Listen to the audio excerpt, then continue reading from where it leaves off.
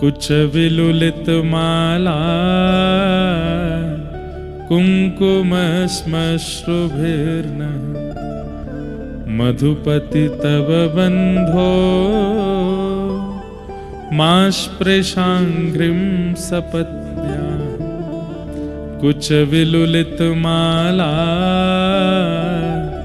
कुंकुमश्मश्रुभिर्नः बहतु मधुपतिस्तन मानिनीनां प्रसादं यदु सदसि विडम्ब्यं यस्य दूतस्त्वमिद्रिक्। ये क्या है? भ्रमर गीत। और ये किसने गाया? हमारी वृषभानु नंदिनी श्री किशोरी जी ने। लाडली जी ने एक ही गीत गाया भागवत में, गोपी गीत किशोरी जी की कृपा से गोपियों ने गाया है। कुछ कुछ श्लोक उसमें गोपी गीत में किशोरी जी भी गा रही हैं। वेणु गीत किशोरी जी की कृपा से गोपियों ने गाया, युगल गीत किशोरी जी की कृपा से गोपियों ने गाया, परंतु इस गीत को तो अकेले किशोरी जी गाती हैं। और इस गीत का नाम है भ्रमर गीत। और इस गीत में व्याज स्तुति है। और कितनी बड़ी योग्यता! यह गीत भी सबसे पहले उद्धव ने ही सुना है किशोरी जी से। जब भगवान कन्हैया अपनी लीला आगे बढ़ाने के लिए व्रज छोड़ करके चले गए और श्री उद्धव जी महाराज को श्री कृष्ण ने भेजा है कि जाओ वृंदावन, उस समय दूर खड़े हैं उद्धव, समीप नहीं आ रहे हैं किशोरी जी के। किशोरी जी ने देख लिया है उद्धव की ओर और समझ गई हैं कि ये संकोच के कारण मेरे सामने नहीं आ रहा है, लेकिन जानना चाहता है कि मेरे मन में क्या चल रहा है, इन गोपियों के चित्त में क्या चल रहा है, जानना चाहता है। इसका संकोच भी ना टूटे और हमारे हृदय की बात भी पहचान जाए, क्या करें? तभी उड़ता हुआ एक भौरा सामने आया। तो किशोरी जी कहती हैं, अरे गोपियों देखो जे कहा है रोए। बोले कहा? कन्हैया स्वयं तो आयो नहीं है, हम सबन की स्थिति देखवे के काजे अपनो सखा भेजो है। उद्धव जी डर गए, अरे ये इन्होंने कहीं मुझे देख तो नहीं लिया। तब कोई गोपी बोली, कौन सा सखा? तब किशोरी जी भौरे की ओर इशारा करती हैं, ये रहा कृष्ण का सखा। उद्धव जी ठीक हुए, चलो मेरे को नहीं देखा, भौरे को बोल रहे, पर भौरा कृष्ण का सखा कैसे? गोपियां बोली, ये भौरा कृष्ण का सखा कैसे हो सकता है? तब किशोरी जी गाती हैं, बोले इनका और कृष्ण का एक जैसा ही तो स्वभाव है। मधुपकी तब बंधो मास्पृशं मधुपकी तब बंधो। ये मधु है और मधु से बहुत प्रेम करता है। पुष्पों के ऊपर जाकर के बैठता है, वहां से सुंदर सुंदर रसों को इकट्ठा कर लेता है और एक जगह जाकर के उसको एकाग्र करने लगता है। कृष्ण भी तो ऐसे ही हैं, कभी किसी गोपी के पास, कभी किसी गोपी के पास, कभी किसी भक्त के पास, कभी कोई भक्त रुचिकर लग जाता है, सबसे उनका रस ले लेते हैं। पहला तो वर्ण एक जैसा, ये भौरा भी काला है, कृष्ण भी काले हैं। इस भौरे का जो स्वभाव है, कृष्ण का भी वही स्वभाव है। ये जगह जगह के पुष्पों से रस लेता है, कृष्ण भी तो यही करते हैं। ये एक प्रकार से किशोरी जी यहां पर ठाकुर जी को व्यंग मार रही हैं, इसलिए थोड़ा सुनिए इसको। कृष्ण भी तो यही करते हैं। अरे देखो तो, बहतु मधुपति स्तन मानिनीनां प्रसादं यदु सदसि विडम्ब्यं यस्य दूतस्त्वमिद्रिक्। इसकी मूंछों पर कुमकुम लगा है। बोले ये कुमकुम इसके मूंछों में कहां से आया? बोले कि अरे श्री कृष्ण जब चलते हैं तो उनके चरणों में कुमकुम लगाती हैं गोपियां, और अब हम तो लगाती नहीं। तो मथुरा की गोपियां जाकर के कृष्ण के चरणों में कुमकुम लगाती होंगी, और जब वो चलते होंगे उनके चरणों का आस्वादन पृथ्वी को होता होगा। जैसे ही वो अपने चरण उठाते होंगे, ये भौरा जाकर के उनके चरण चिन्हों से ही उस स्वाद को लेता होगा। वही कुमकुम इसके मूंछों पर लगा हुआ है। अरे कपटी भौरे, जैसे तुम हो वैसे ही तुम्हारे सखा श्री कृष्ण हैं। हमने बहुत बड़ी गलती कर दी जो कृष्ण से हमने प्रेम किया। उद्धव जी महाराज बैठे हैं बद्रीनाथ में, प्रसन्न हो रहे होंगे इस गीत को सुन करके। थोड़ा सुनाई देते हैं। आज वर्षों बाद मन में भाव आया है इस गीत के प्रति। किशोरी जी गा रहे हैं।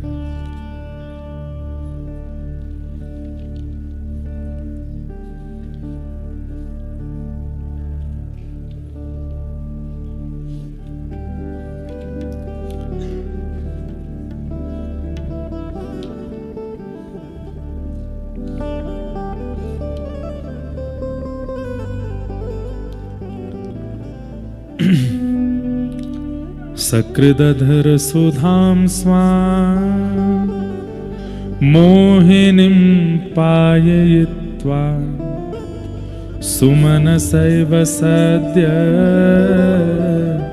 तत्यजेस्मान् भवादृक् परिचरति कथं तत् पादपद्मं तु पद्मा यपिवत हितचेता उत्तम श्लोक जल्पै।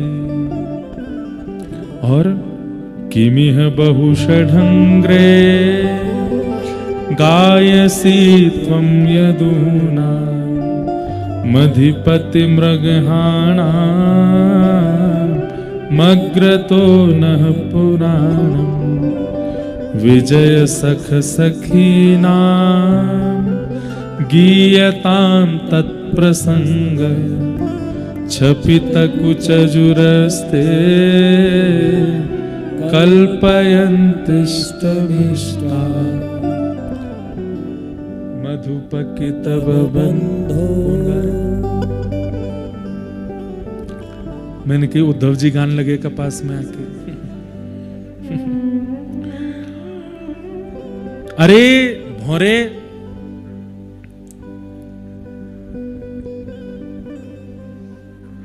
हमें तो लगता है तू ये जो गुन कर रहा है ना आकर के, तू उनका गीत सुनाना चाहता है।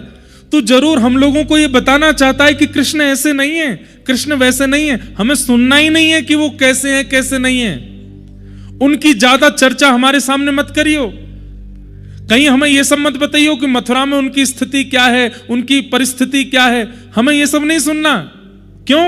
उनके बारे में सुन सुन के ही तो हमारी यह हालत हुई है। उनकी कथा ने ही तो हमको ऐसा बना दिया। अरे गोपियों, किशोरी जी कहती हैं, तुम ही बताओ कृष्ण से हमारी जो इतनी प्रीति हुई, इसके पीछे कारण क्या है? कथा। अगर हमने कथा ना सुनी होती, कृष्ण के विषय में इन संत जनों से, महत जनों से, कथा वक्ताओं से ना सुना होता, तो आज हमारी ये स्थिति होती नहीं होती। इतनी प्रीति ही नहीं होती, इतना प्रेम ही नहीं होता। अरे ये सब करा धरा तो कथा नहीं है। उनकी चर्चा मत सुनाना हमारे सामने,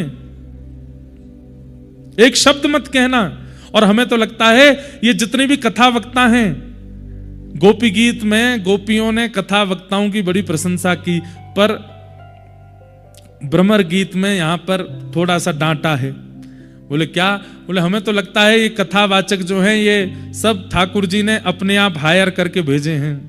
हमारी अच्छी अच्छी कथा सुना के सबको बाबला कर दो, सबको व्याकुल कर दो, हमारे प्रेम में सबको विभोर कर दो, इसके बदले मैं तुमको मुक्ति प्रदान करूंगा।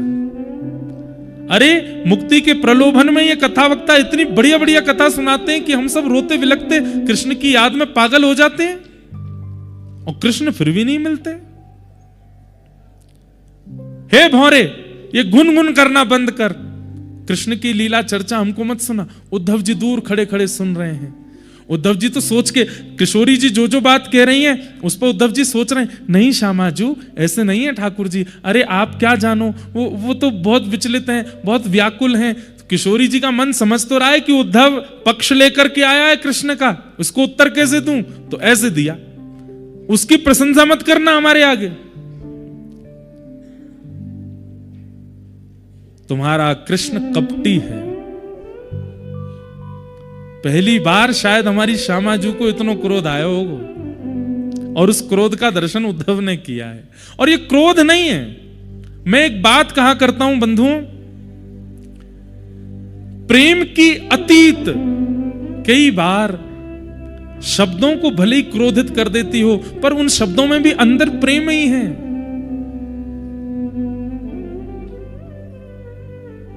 जब किसी से बहुत प्रेम होता है तो हम उसको भले ही कुछ शब्द गलत बोल देते हैं, पर हृदय में हमारी वो भावना नहीं होती। किशोरी जी कहती हैं अगले श्लोक में, तुम्हारा कृष्ण तो कपटी है। बोले क्यों कपटी है? मृगयुरिव कपिंद्रम विभ्यदे लुब्ध धर्मा स्त्रियमकृत विरूपा स्त्रीजितः कामयाना बलिमपि बलिमत्वा वेष्टयध्वंजवद्यः तदलमसित सख्ये दुस्त्यजस्तत्कथार्थः। अरे कपटी नहीं है तो क्या है? तुम्हारा कृष्ण आज का कपटी नहीं है, कृष्ण रूप में कपटी नहीं है। ये जितनी बार रूप धारण करके आया उतनी बार कपट किया है इन्होंने। गोपियां कहती हैं, अरे श्यामाजू आप ऐसे क्यों कह रही हैं? किशोरी जी कहती हैं, अरे जब राम बन करके आए थे पूरे विश्व में तो प्रचार हो गया मर्यादा पुरुषोत्तम मर्यादा पुरुषोत्तम मर्यादा पुरुषोत्तम, लेकिन बेचारे उस बाली को छिप करके बाण मार दिया। अरे हिम्मत थी तो सामने जाते, क्यों नहीं गए? दूर से छिप करके उसको बाण मार दिया, उसकी मृत्यु कर दी। और ये कपटी नहीं है तो क्या है? बोले क्यों? विवाह रचाने के लिए आई थी शूर्पणखा। अरे कोई अगर विवाह का प्रस्ताव लेकर के आया है, आप मना कर सकते हैं, आप हाथ पैर जोड़ सकते हैं, उठ के वहां से जा सकते हैं। नाक कान कौन काटता है? उसके नाक काट दिए, कान काट दिए। विवाह का प्रस्ताव लेकर के गई शूर्पणखा की स्त्रियमकृतक विरूपाम, उसको विरूपी कर दिया। और वामन बन के गए ये तुम्हारे कन्हैया। क्या बन के गए? बोले वामन, ना 53 ना 54, वामन बन के गए। छोटे से छोटे छोटे पैरों से चल करके गए। बोले कहां गए थे? सब गोपियां पूछ रही हैं। किशोरी जी कहती हैं, बोले एक राजा बलि था, उसके यज्ञ में गए और उसके यज्ञ में जाकर के बोले मुझे तो 3 पग जमीन चाहिए। त्रिलोकी का साम्राज्य जिसके पास, वो राजा बोला महाराज और मांग लीजिए, कम से कम 3-4 एकड़ तो मांग लीजिए, मैं तो 300 देना चाहता हूं, 300 एकड़ ले लीजिए। नहीं नहीं, 3 पग जमीन चाहिए। बोले भगवान आपको मांगने में लज्जा नहीं होगी, मुझे देने में बहुत होगी। और उसमें भी पता है तुम्हारे कपटी कृष्ण क्या बोले? बोले क्या बोले? अपने पैरों से नापूंगा 3 पग। छोटे से बन के गए थे, बोले अपने पैर से नापूंगा। किशोरी जी सुना रही हैं, सब गोपियां सुन रही हैं। एक गोपी बोली फिर क्या हुआ? बोले फिर क्या? हट में आ गए, बोले अपने पैरन से नाप के लूंगो। माखन चोर कन्हैया जितने बड़े ना, इतने बड़े थे वामन, वो गए, बोले अपने पैरन से। तो गोपियां बोले उनके पैर तो नेक नेक से। बोले आगे सुनो तो किया क्या? बोले क्या किया? बोले जैसे ही बलि ने संकल्प के लिए जल हाथ में लिया तो उनके गुरुजी ने फिर भी रक्षा की। शुक्राचार्य जी आकर के जल की तंतु में बैठ गए कि कहीं संकल्प ही ना हो, क्योंकि शुक्राचार्य जी को तो पता था कि ये साक्षात भगवान है, ये कुछ छल करेंगे। बोले फिर क्या किया? बोले कुशा निकाल करके तंतु में डाला, शुक्राचार्य जी की एक आंख पधार गई, जल ले लिया हाथ में और संकल्प लेते ही 3 पग जमीन का संकल्प लेते ही विराट हो गए। 2 पग से तीनों लोक नाप लिए। तीसरा पग देने के लिए बलि के पास कुछ नहीं बचा। वासुकी नाग को आज्ञा कर दी, जाओ बलि को बंदी बना दो। इसने 3 पग जमीन देने के लिए वरदान दिया था, मैंने 2 पग से तीनों लोक नाप लिए, तीसरा पग कहां रखूं? अरे बहनों, ये कन्हैया का आज का स्वभाव नहीं है, ये तो पहले से ही ऐसे हैं। दूर खड़े उद्धव कुछ कह नहीं पा रहे हैं और मन में विचार कर रहे हैं कि मैं जिनको गोबर थापने वाली, मैं जिनको दूध काढ़ने वाली और सामान्य सी गोपियां समझ रहा था, ये तो भगवान के जन्म जन्मांतरों की लीला जानती हैं, इनको तो सब पता है। अब मैं इनसे क्या कहूं?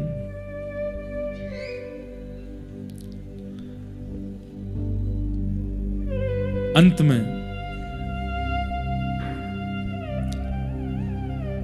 सब सखियां बोली, हे किशोरी जी, आप इतनी उग्रता में बोल रही हैं, इतना आप बोल रही हैं, कहीं इस भौरे ने जाकर के कन्हैया को सुना दिया तो? और कहीं इस भौरे ने जाकर के कन्हैया को सुना दिया और कन्हैया ने सुना कि हम सब गोपियां और श्री राधा रानी उनके विषय में ये सब चर्चा कर रही थी, उससे उनका हृदय व्यथित हो गया तो? तुरंत किशोरी जी व्याकुल हो गई और व्याकुल होकर के अपने कहे हर शब्द का निदान बताने लगी। अरे, उन्होंने बलि को छुपके ऐसे थोड़ी मारा, उसके पीछे कारण है। बोले क्या? बोले भाई, बलि के सामने जो आता था उसका सारा बल बलि के अंदर आ जाता था। कहीं राम रूप में ये बलि के सामने चले जाते तो इनका सारा बल बलि में जाता तो बलि की मृत्यु तो वैसे ही हो जानी थी। और अंत में जो चर्चा प्रभु श्री राम को करनी थी बलि के साथ, वो चर्चा ना हो पाती, इसलिए छुप करके मारा ताकि इसके प्राण निकले तो थोड़ी चर्चा हो, नहीं तो सामने पहुंच जाते तो ठाकुर जी का तेज कोई अपने अंदर धारण कर सकता है? बलि की मृत्यु हो जाती, इसलिए छुप करके मारा। अरे, वो सुरपणखा के नाक कान ऐसी थोड़ी काट दिए थे, उसके पीछे कारण था। बोले क्यों? अरे, उसने पराम्बा जगदम्बा श्री सीता जी को निशाना बना लिया था। वो कह रही थी अगर मुझसे ब्याह करो, अच्छा ब्याह नहीं करोगे, इसके कारण मुझसे ब्याह नहीं कर रहे हो, मैं इसका वध कर दूंगी। जैसे ही वध के लिए गई सीता जी की ओर चरण बढ़ाए, ये तो हमारे पुरुषोत्तम प्रभु श्री राम की करुणा में ही कृपा है। उन्होंने तुरंत जैसे ही लक्ष्मण जी के पास जा रही है, इनके पास आ रही, तब तक कुछ नहीं कहा, लेकिन अपनी प्रियसी के पास जाते हुए संकट को देखा तो उसके नाक कान काट दिए। ये तो प्रियजनों की रक्षा करते हैं। अरे, बलि के यहां 3 पग जमीन अपने चरणों से मांगने के लिए हट इसलिए कर रहे थे क्योंकि ये जानते थे कि मैं 2 पग से तीनों लोक नाप लूंगा, तीसरा पग धरने के लिए मुझे स्थान नहीं मिलेगा, तो बलि कहेगा कि तीसरा पग मेरे सिर पर रख दो। ये चाहते थे कि दुनिया के सिर पर तो मैंने हाथ रखे हैं, पर बलि से मैं इतना प्रेम करता हूं, इसके सिर पर तो अपने चरण रखूं, इसलिए चरण से 3 पग मांग रहे थे। अपनी कही हुई प्रत्येक बातों को किशोरी जी ने ऐसे कह दिया कि कहीं ये भौरा जाकर के कृष्ण से कहे तो उनको कष्ट ना हो जाए। हे भौरे, तुम कृष्ण को कष्ट मत देना।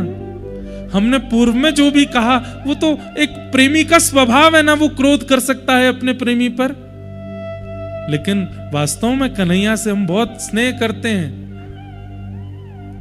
अरे, उन्हें जिद मत करना कि वो वृंदावन आए, वो मथुरा में प्रसन्न है तो हम यहां सुनकर के प्रसन्न है कि वो वहां प्रसन्न है। बस वो सदा प्रसन्न रहे, चाहे जहां रहे, हमारी इच्छा तो बस ये है। उद्धव जी महाराज व्याकुल हो गए।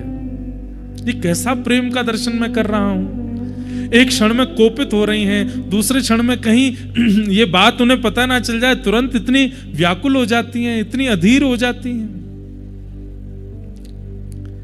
उद्धव जी महाराज शाम तक की कहकर के गए थे भगवान से। 6 महीने बीत गए वृंदावन में, 6 महीने तक लौट करके नहीं गए। और 6 महीने बाद जब स्थिति ऐसी हो गई कि मैं किशोरी जी के चरणों में लेट करके प्रणाम कर लूं, वंदन कर लूं, बंधुओं यहां जो किशोरी जी ने उद्धव जी को शिक्षा प्रदान की है ना प्रेम की, इस पर कभी बहुत वृहद चर्चा करने का मन है। अध्ययन भी होगा, गुरुदेव आज्ञा करेंगे। अद्भुत प्रसंग है। 6 महीने उद्धव जी ने किया क्या वृंदावन में? किशोरी जी के सन्निधि में बैठकर के केवल प्रेम कहते किसको हैं, उस प्रेम का आस्वादन किया। प्रेम की परिभाषा क्या है, प्रेम का स्वरूप क्या है, वो सुना है किशोरी जी से। और कभी अवसर होगा उस पर चर्चा करेंगे। 6 महीने बाद उद्धव जी लौट करके गए। तो ये पूरा प्रसंग हमने इसलिए सुनाया कि यहां दत्तात्रेय भगवान ने अपना अगला गुरु भौरे को बताया। भौरे का एक गुण होता है बहुत ध्यान से सुनिएगा। किशोरी जी ने भ्रमर को कृष्ण क्यों कहा, इसके पीछे दत्तात्रेय भगवान जो गुरु मानते हैं जिस लक्षण से, वो लक्षण घटित होता है। भौरे का एक लक्षण है कि वो लकड़ी में भी छेद कर सकता है। भौरे के पास इतनी नुकीला मुख है कि वो लकड़ी में भी छेद कर सकता है। पर भौरा जब कमल में जाकर के बैठता है और रात्रि होते ही जैसे ही कमल अपनी पंखुड़ियों को बंद कर देता है, अपने नुकीले मुख से भौरा उस कमल में छेद नहीं करता। क्यों? क्योंकि वो कमल से प्रेम करता है। उसे पता है कि सुबह तक मैं अगर इसमें बंद रहूंगा तो मेरे प्राण चले जाएंगे लेकिन उसकी प्रीति है, उसमें छेद नहीं करता। ये कमल कौन है? साक्षात किशोरी जी का स्वरूप है। और श्री कृष्ण कौन है? वो साक्षात भौरे हैं। हमारे ब्रज की रास लीला में ठाकुर जी एक पंक्ति गाते हैं, मन श्याम रंग राधे बांध राखो संग प्यारी। मन श्याम रंग राधे बांध राखो संग, कहां जाएगी पतंग तेरे हाथ में है डोर। कहां जाएगी पतंग तेरे हाथ में है डोर रे। ओ बन नाचे नटनी को वाली नंद को किशोर। बन नाचे नटनी को वाली नंद को किशोर। सदा अधीन रहते हैं किशोरी जी के ठाकुर जी, जिस प्रकार कमल के अधीन भौरा रहता है, इसलिए भ्रमर को कृष्ण रूप बताया वहां किशोरी जी ने। आज दत्तात्रेय भगवान कह रहे हैं मैं अपना अगला गुरु भ्रमर को मानता हूं। क्यों? क्योंकि वो सब जगह से रस इकट्ठा करता है, किसी भी स्थान पर जाता है और जाता भी उसी स्थान पर है जहां रस हो। जहां नीरस स्थान होता है वहां भौरा नहीं जाता। आपको कोई कितना भी लोभ प्रलोभन दे दे, वहां चलो वहां चलो वहां चलो, लेकिन पता है कि वहां पर भगवत संबंधी कोई क्रिया नहीं, भगवत संबंधी कोई आस्वादन नहीं, भगवत संबंधी कोई चर्चा नहीं होनी है। हम जाके क्या करें? हम तो वहां जाएंगे जहां ठाकुर जी की लीला हो, ठाकुर जी के दर्शन हो, ठाकुर जी का मंदिर हो, ठाकुर जी का प्रसाद हो, ठाकुर जी की कथा हो। ये भौरे से मैंने सीखा कि वो केवल रस युक्त स्थान पर ही जाता है और वहां से रस का आस्वादन करता है। केवल रस युक्त स्थान पर बैठ नहीं जाता, रस को सिंचन करता है, अपने अंदर धारण करता है। भौरा आपको और कहीं नहीं दिखेगा, वो सदा रसीले स्थान पर ही आपको दिखेगा। मैंने भौरे से सीखा कि जहां सत्संग है, हरि चर्चा है, जहां हरि की वाणी, हरि भाव चल रहे हैं, वहां भौरा भ्रमण करता है। मैंने भौरे से सीखा कि जहां हरि चर्चा आदि चल रही हो वहीं रहो और कहीं नहीं जाना है। ये मैंने भौरे से सीखा। मैंने अगला गुरु बनाया अपना मधुमक्खी को। मधुमक्खी को गुरु क्यों बनाया? बोले भौरे में और मधुमक्खी में अंतर यह है कि मधुमक्खी, भौरा केवल पुष्पों के पास जाता है, पर मधुमक्खी गलत स्थान पर गंदे कूड़े में भी जाती है और वहां से भी रस ले आती है। मैंने पहले तो गुरु भौरा को बनाया था, लेकिन बाद में जब मैंने मधुमक्खी को देखा तो उनको भी अपना गुरु बनाया। क्यों? क्योंकि ये पुष्पों से भी रस लेती हैं और गलत स्थान, गंदे स्थानों से भी रस ले आती हैं। मतलब मैंने मधुमक्खी से यह सीखा कि रस केवल पुष्पों में नहीं है, सब जगह है। बस उस रस को प्रकट करने वाला होना चाहिए, उस रस को निकालने वाला होना चाहिए। रस तो सब जगह है। हम कथा बद्रीनाथ में कर रहे हैं, हम कथा जगन्नाथपुरी में कर रहे हैं, हम कथा द्वारिका में कर रहे हैं, हमने कथा गोवा में भी की है, हमने कथा ऑस्ट्रेलिया में भी की है, हमने कथा विदेशों में भी की है। जहां रस का कोई स्वरूप नहीं है वहां भी रस को प्रकट कर देती है भागवत की कथा।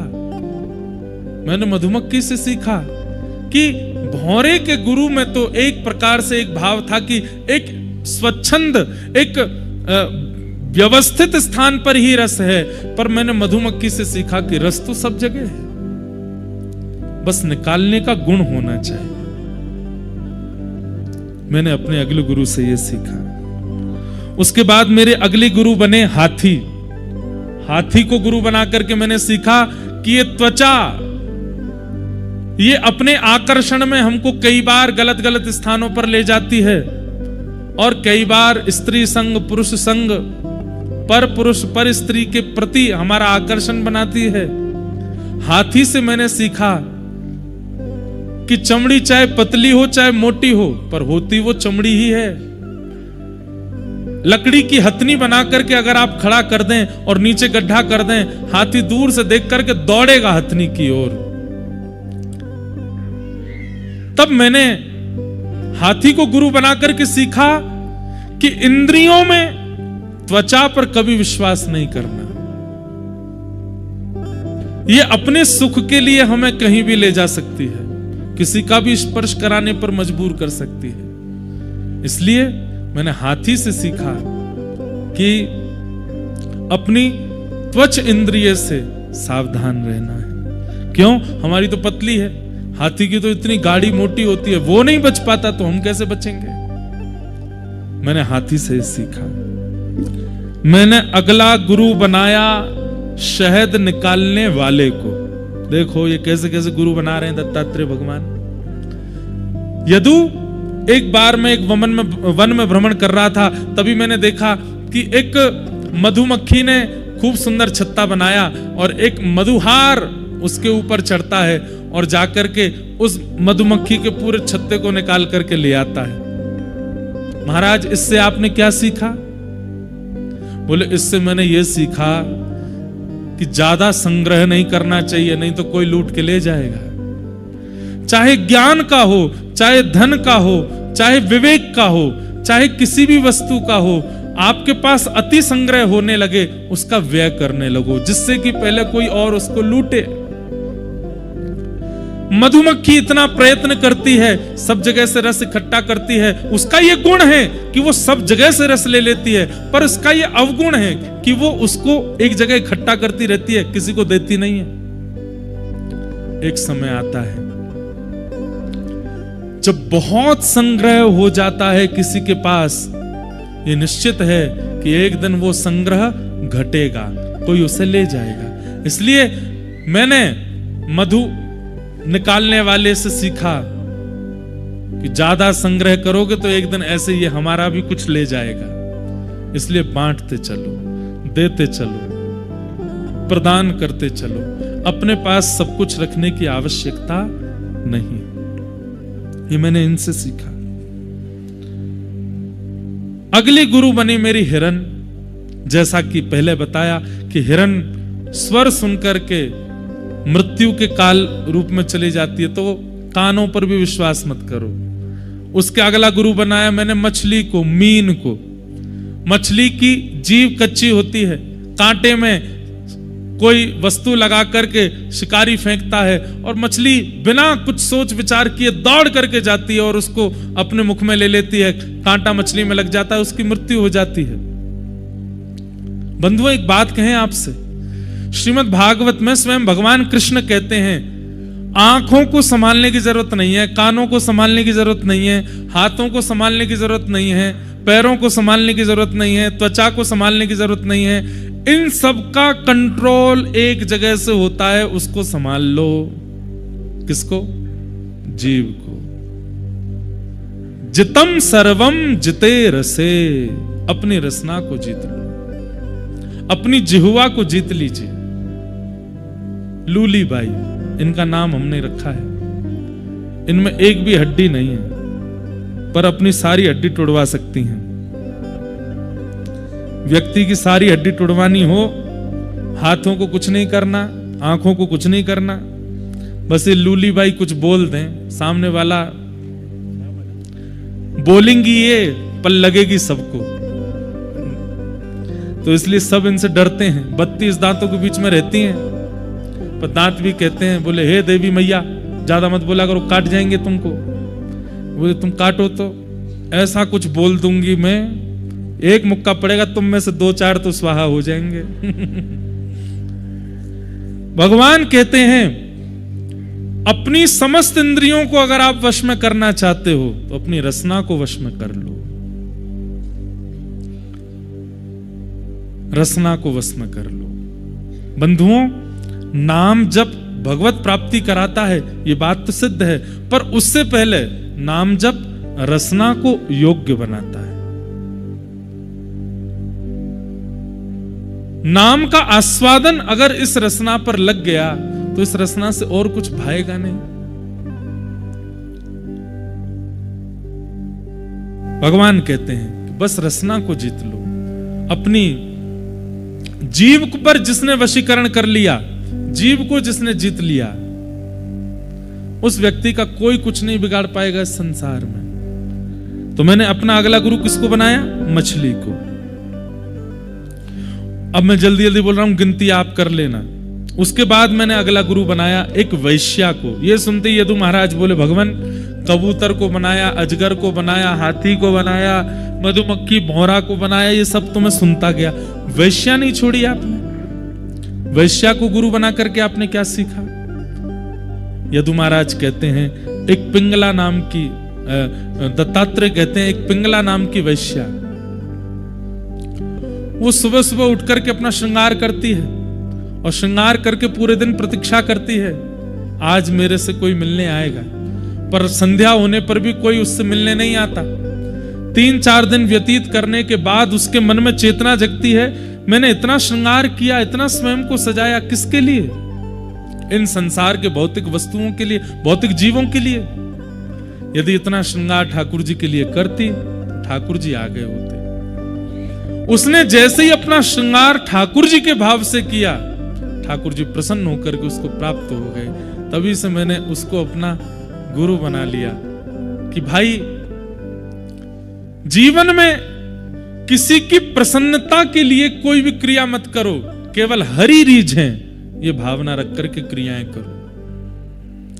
वस्त्र भी धारण इसी भाव से, जिन भेषा मारो सांवरो रीझे, मैं सो ही भेष धरूंगी बाला, मैं बैरागन हूं। ये मैंने पिंगला से सीखा। तुम जब आए थे प्रहलाद के साथ, यदु महाराज को बोलते हैं दत्तात्रेय जी, तो मेरी स्थिति देख करके तुम बोल रहे थे ये कैसे हैं? दिगंबर, दिग मतलब वस्त्र, अंबर यानी कि आकाश। आकाश ही जिनके वस्त्र हैं, जो वस्त्र पहनते ही नहीं है उनको दिगंबर कहते हैं।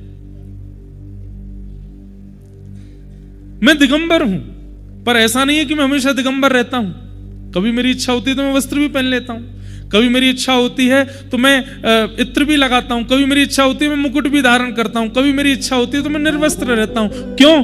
क्योंकि ये सारी मेरी इच्छाएं जो हैं ये हरि इच्छा है। ये मैंने पिंगला से सीखा। मेरे जीवन की कोई भी क्रिया मैं किसी और के लिए और अपने सुख के लिए नहीं करता। मेरे सुख के स्थान पर ठाकुर जी बैठे हैं, मैं उनके सुख का विचार करके क्रिया करता हूं। इसलिए मैंने अपना अगला गुरु बनाया वैश्या को।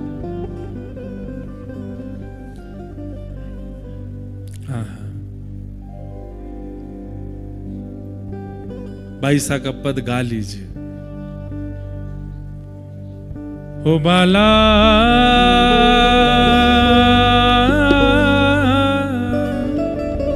मैं बैरागन हूँगी हूँगी, मैं बैरागन हूँगी हूँगी, मैं बैरागन हूँगी हूँगी, मैं बैरागन हाँ हाँ हूँगी, मैं बैरागन हूँगी हूँगी, मैं बैरागन हूँगी। ओ बाला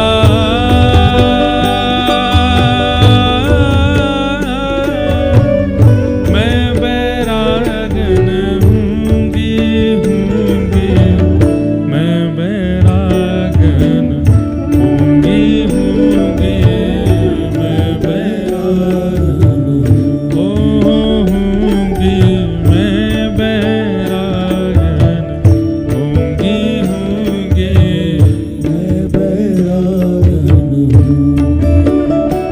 ओ जिन भेषा मेरो सावरो रीझे, जिन भेषा मेरो सावरो रीझे, जिन भेषा मेरो गिरधर रीझे, जिन भेषा मेरो गिरधर रीझे, मैं सोही भेष धरूंगी हो, मैं तो सोही भेष धरूंगी, हाँ मैं तो सोही भेष धरूंगी, ओ मैं तो सोही भेष धरूंगी। अरे हाँ मैं बैरागन हूँगी हूँगी, मैं बैरागन हाँ हाँ हूँगी, मैं बैरागन हूँगी हूँगी, बोलो बद्री विशाल भगवान की।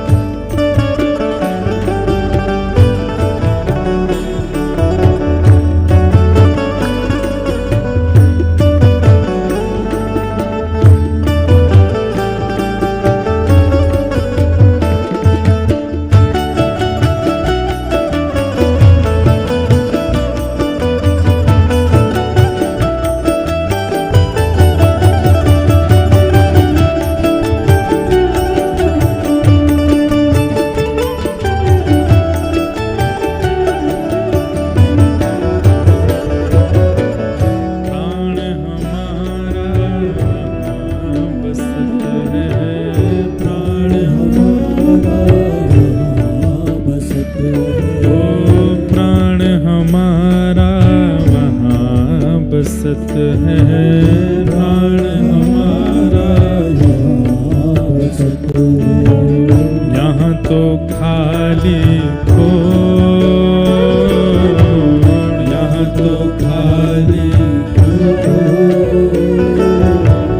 मात पिता परिवार सोई है, मात पिता परिवार सोई है, ओ मात पिता परिवार सोई है, मात पिता परिवार सोई है, ओ कहिए तिनका तोड़ बाला, कहिए तिनका तोड़, हाँ बाला कहिए तिनका तोड़, बाला कहिए तिनका तोड़।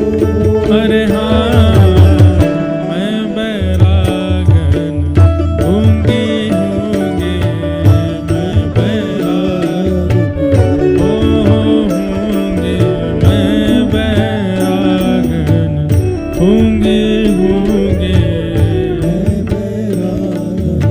गाइए ओ बाला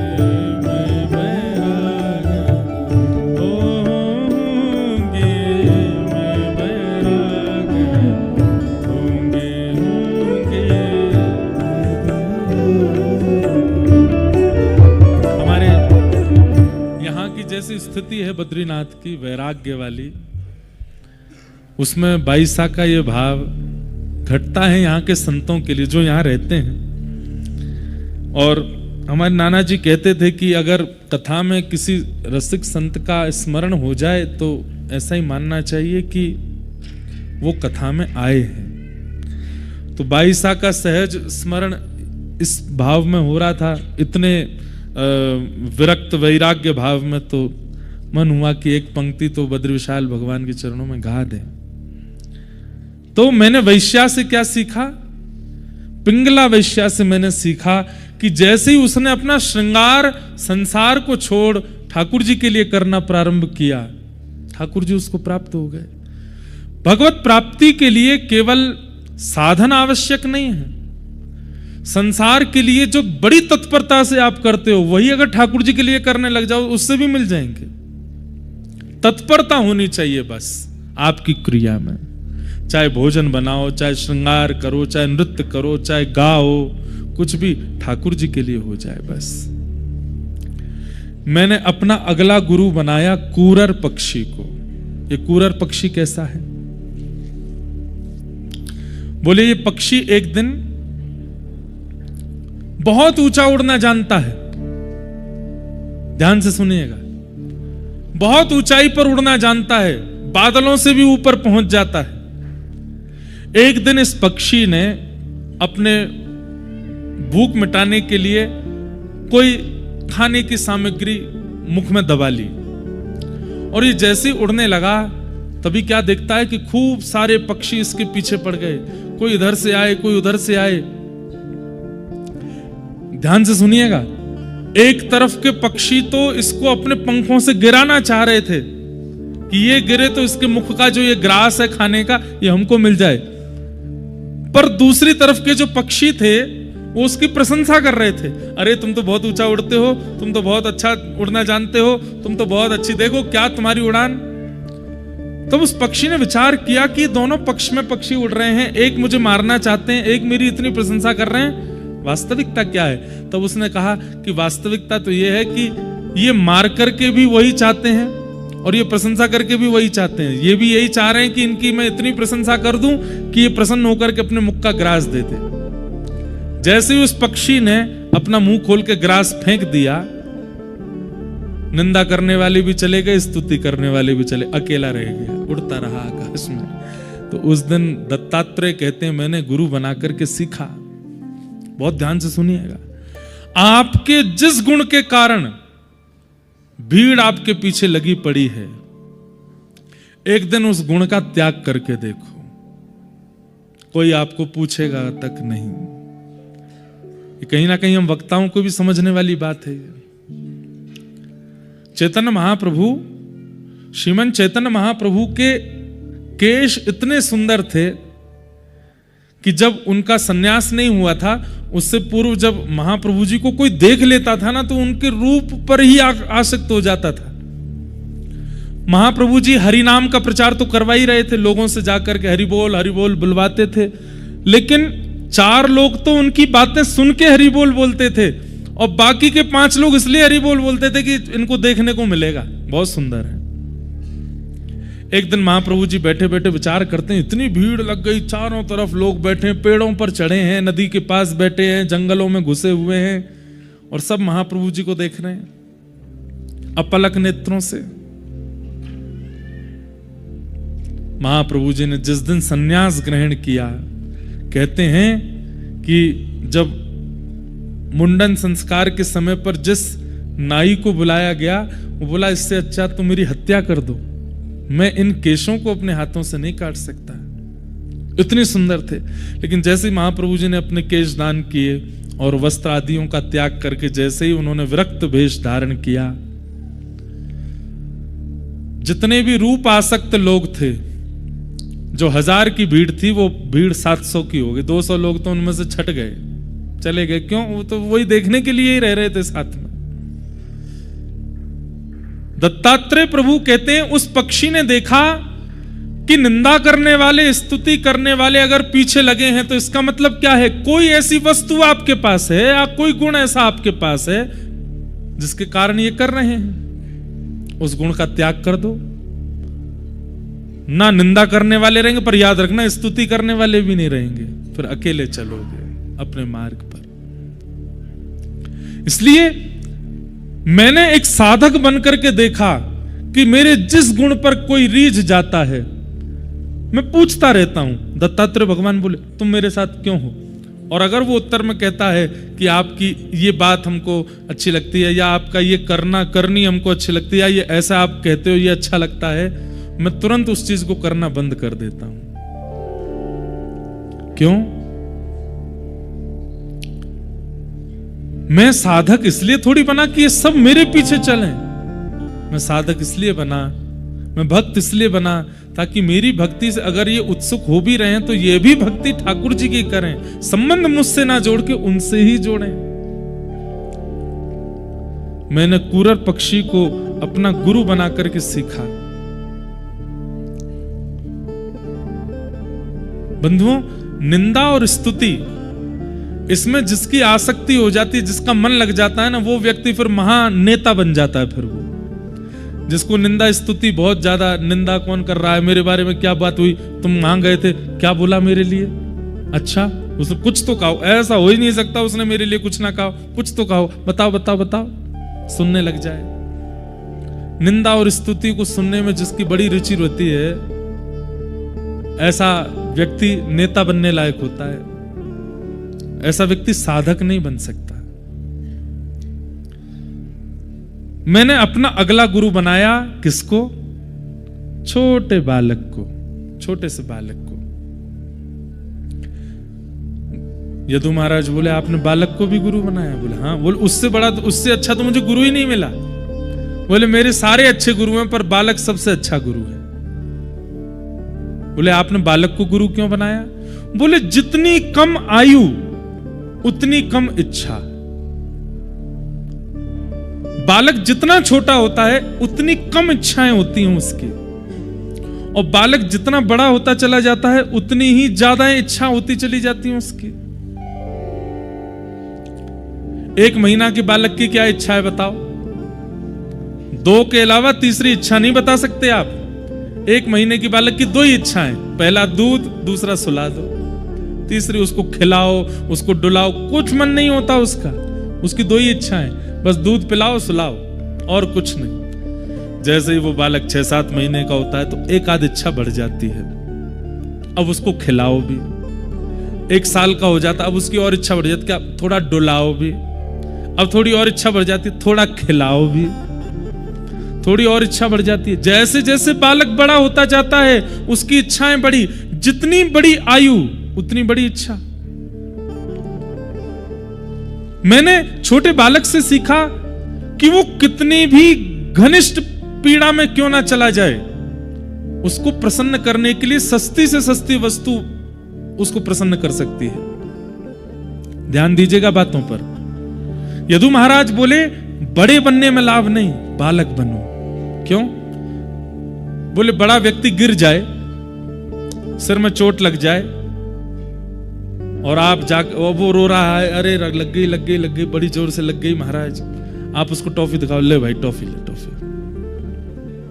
22-23 साल के व्यक्ति को टॉफी दिखाओगे तो उसको कहेगा तुम क्या यार निंदा कर रहे हो, हमारी टॉफी दिखा रहे हो। पर छोटे बालक को देखिए, छोटा बालक गिर जाता, कई बार उसका सिर फूल भी जाता है, खूब तेज लगी है, आंखों से आंसू की धार बह रही है, लाल पड़ गया चेहरा रोते रोते, पर एक वस्तु प्रस्तुत करते ही, एक सामान्य सी टॉफी या सामान्य सा मिठाई देते ही, गुड़ देते ही भूल जाता है कहां चोट लगी थी, हंसने लगता है, मुस्कुराने लगता है। बड़े व्यक्ति को पीड़ा में मुस्कुराने में बहुत समय लगता है, लेकिन छोटे बालक को अत्यंत पीड़ा में भी प्रसन्न होने में क्षण भर लगता है।